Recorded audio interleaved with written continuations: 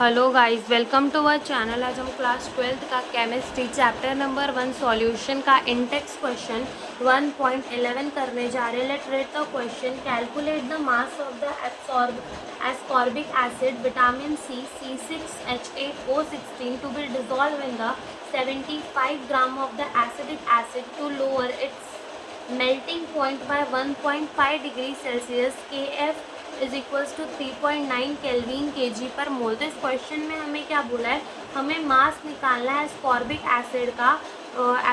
Ascorbic acid जो है वो क्या है, हमारी विटामिन सी है, जिसका हमको मॉलिक्यूलर फार्मूला भी दे रखा है और उसको डिजोल्व किया गया है इन the 75 gram of the acetic acid के अंदर। और उसका जो लोअर जो डिप्रेशन आया है उसके मेल्टिंग पॉइंट में वो है 1.5 डिग्री सेल्सियस और हमें KF भी दे रखा है।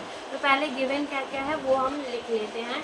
तो सबसे पहली चीज़ हमको निकालना क्या है, हम लोग को WT निकालना है, यानी हमें क्या निकालना है, मास ऑफ द एस्कॉर्बिक एसिड हमें निकालनी है।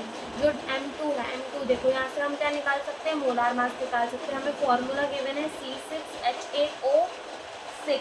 यस, तो ये हो जाएगा 12 इंटू 6 प्लस हाइड्रोजन का 1 इंटू 8 प्लस ऑक्सीजन का 16 इंटू 6। जब 12 इंटू 6 करेंगे तो आंसर आ जाएगा 72, 1 8 ज़ा 8 और 16 6 ज़ा हो जाएगा 96। और इन सबको प्लस करने में जो हमारा आंसर आएगा वो 9 ये आ जाएगा हमारा 176। ओके, और हमें क्या गिवन है क्वेश्चन में, और हमें बोला है कि W1 जो एसिटिक एसिड है वो कितना है, 75 ग्राम है।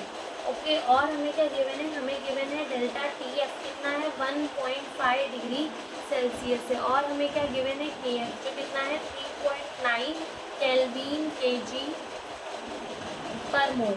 ओके, और हम अब इस क्वेश्चन को स्टार्ट करते हैं। अब हम अपना फॉर्मूला जानते हैं, that is delta TF is equals to KFM के बराबर होगा।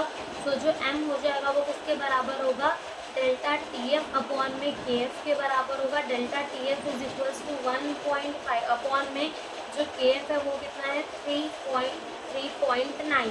और इन दोनों को डिवाइड करने के बाद जो हमारी मोलालिटी आ जाएगी वो आ जाएगी 0.38।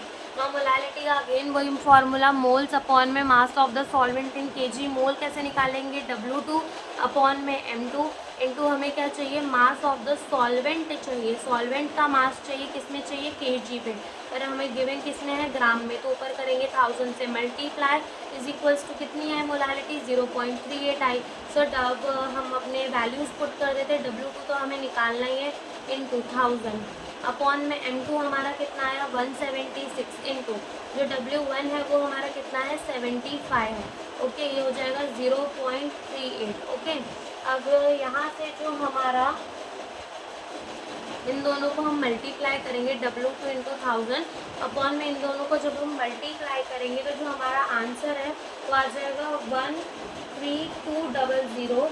और फिर यहाँ से इज इक्वल्स टू 0.38, फिर 20 से 0 कटा, देन 2 5 ज़ा 10 हो जाएगा और 2 6 ज़ा 12, 2 6 ज़ा 12। सो W2 इंटू 5 अपॉन में क्या हो जाएगा 66 इंटू 0.38 हो जाएगा।